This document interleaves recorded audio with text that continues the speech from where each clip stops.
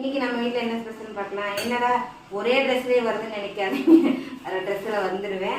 இப்போ ஒன்றும் பெருசாக எதுவும் செய்யலை. காலையில் எங்கள் அப்பார்ட்மெண்ட்டில் வந்து 5 மணி வரைக்கும் தண்ணி வரல. இப்போ தான் தண்ணி வந்துச்சு. மணி 6:55 ஆகிடுச்சு. 6:50க்கு தண்ணி வந்துச்சு.